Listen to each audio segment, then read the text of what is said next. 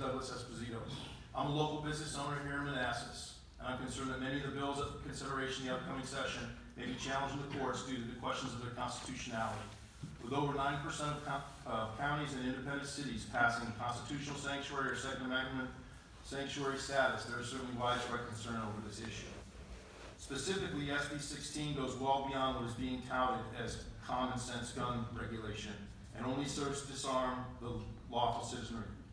We already have background checks in Virginia.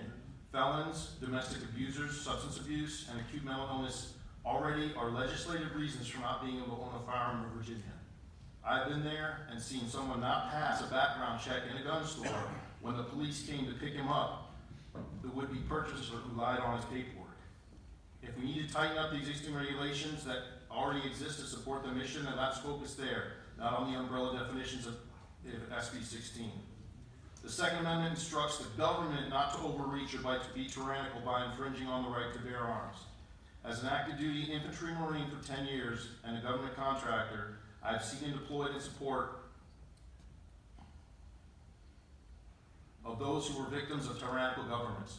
I do not want $7.5 million of my tax dollars to be used against me by my government for paying for those laws and the over 20 new positions being outlined in the budget for enforcement of these laws. I implore you to provide funding for laws and budget items that will actually have positive effects for the citizens of Virginia and not penalize millions of law-abiding, tax-paying Virginians in order to placate out-of-state funded special interest groups.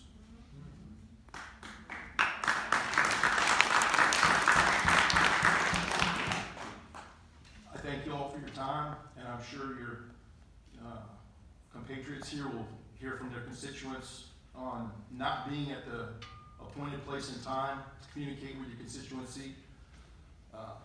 We didn't show up at your house with a bag of Doritos to sit on the couch and talk.